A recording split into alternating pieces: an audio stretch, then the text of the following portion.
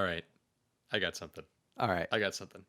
Dish. Something-ish. Dish, Russ. I guess so. This isn't a bad thing, but you guys may have remembered a little while ago. Some of the Instagram followers have been following Comic Tom 101 for quite some time now, and I don't know, about 6 months ago, we had a collection come in that was just like file boxes and file folders and everything, and just this collection. Sometimes you get collections and they're a little bit interesting. And I'm Russ from MillGeekComics, and this is an interesting find that I had. So I had a guy come into my store, and he brought me a legal file box, and in it were a bunch of little file folders, and in each file folder was 10 to 13 comics. And on the file folder tab, there was a price written, 20 cent, 30 cent, 40 cent. And then on the outside of each box, it had a number written, which was how many comics were in each box. So I can only imagine that the guy who had this collection was like, an engineer, because he wasn't really a comic book collector from the way that we alphabetize our comics in a way. He brought me a collection of comics, and I'm flipping through this going, oh, this is interesting, but there's no order to anything. He's like, no, it's totally in order. I'm like, no, I mean, because I've got a Moon Knight here, and I've got a Moon Knight here, and I've got a Moon Knight here, and I have a Spider-Man and a Spider-Man and a Spider-Man, and they're all across. Why don't I have Spider-Man in one? He's like, oh, I thought you'd want me to sort them by the cover prices. So I'm digging through this box going, I have an envelope that has 13 comics that are all 20 cent cover price, and then 13 comics that are all 25 cent cover price, and then 13 comics that are all 40 cent cover price. And I'm like, oh, this is going to be fun.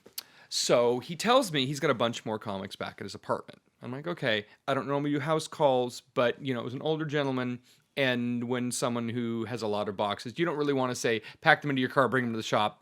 I'll make a special house call. Right. So I had my helper watch the shop on Wednesday, and I went out and checked out this guy's collection, walked up 3 flights of stairs, and went into his apartment was smaller than this garage itself. I mean, it might have been 350 a square little feet. studio or was something. Tiny. And he had, I think, 14 file boxes just stacked in the corner. And as I'm removing the lid, file folder after file folder after file folder, all labeled 20 cent, 30 cent, 20 cent, 30 cent, 20 cent, 30 cent. So I'm going through, and as I always do with every collection that comes in, I have to touch every comic. Of course. You don't buy something sight unseen, because I want to make sure for me and for you and for... I'm not ripping anyone off. Sure. And I also want to know that if you tell me there's an, Amazing Spider-Man 129 in here, there better damn well be a 129.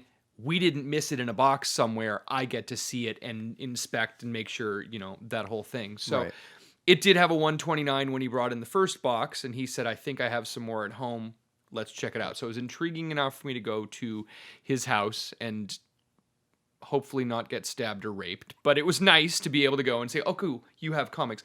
So I sat down at his table, and we were going through box after box after box. And it's very, very difficult when it's not sorted by title. Right. Amazing Spider-Man through 60 issues, and this through 60 issues. Because I'm flipping through it like, okay, so I've seen Conan 17, 19, 24. Did I see an 18? Did I see a 23? Trying to go through. And I'm also at the same point in time trying to like Rolodex. Okay, this is the first Red Sonic. Okay, this is this. Does it have a 24, 23?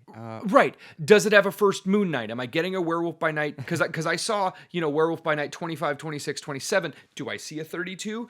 So it was a very, very... And how many boxes are there? Oh my God. So there were 14 of them, and each box had... So you're like, oh, somewhere there could be a... Right. And each of them had 200 to 250 comics in each of them. So it was, 2,500, 3,000 comic collection, give or take, which would normally be, 9 or 10 long boxes, give or take. So it was a healthy collection, lots of good stuff, but it wasn't sorted at all. And, there was a Star Wars run, really crispy looking number 1, 30-cent cover, and then it had 2 through 40, and there were doubles of some of them, and it had some of the later ones, but I was trying to collate in my head, put them in order without actually sorting them out on the table, because that would have taken forever. So, but first and second Red Sonja were in there, first Moon Knight was in there, first Punisher was in there. We had 2 copies of Star Wars 42, which is Boba Fett.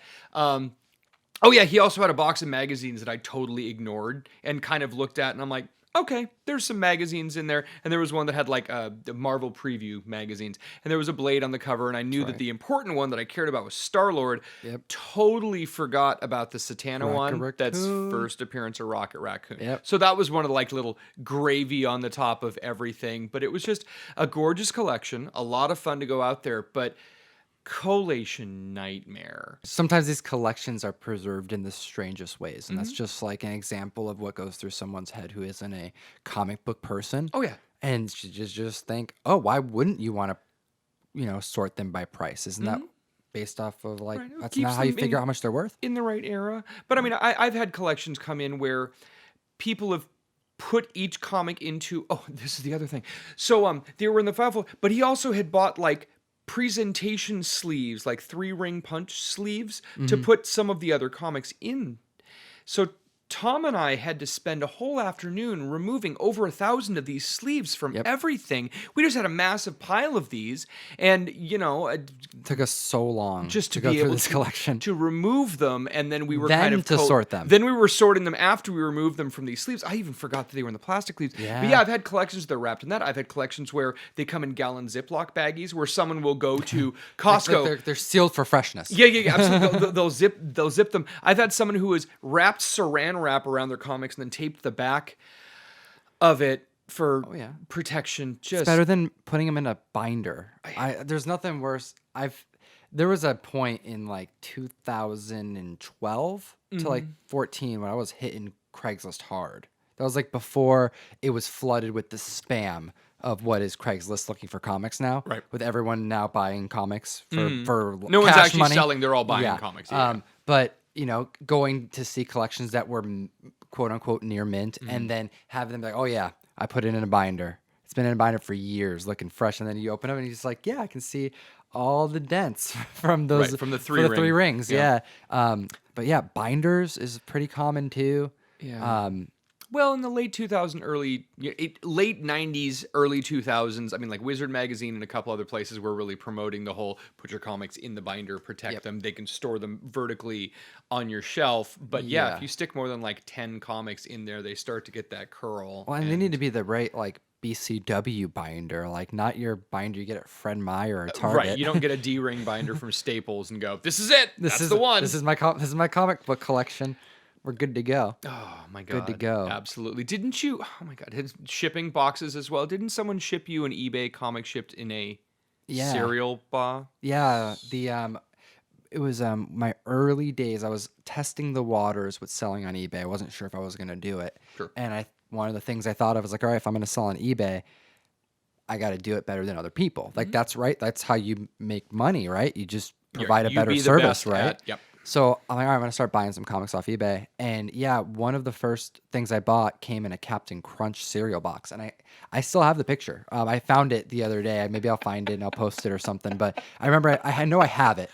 But I remember taking a picture of it and thinking in that moment, oh, I can do better. Right. Because this is terrible. Right. But I remember being happy about it. Like, I remember, I think I showed someone, I'm like, hey, there's a comic book in here. And they're like, there's like duct tape and think of a cereal box. It's like paper. There's no thickness to it. Oh yeah, totally. So you just push it and it's like you can like bend it. I put my comic book in a Yeah, Captain There Crunch. you go. X-Men. This is fine. That's good stuff. That is so bad. But yeah, people ship comics in all different ways. They store them in strange ways, but we'll take them. Mm-hmm. Absolutely, we'll take them. We'll press them. We'll fix them. We'll make them look good. That's right.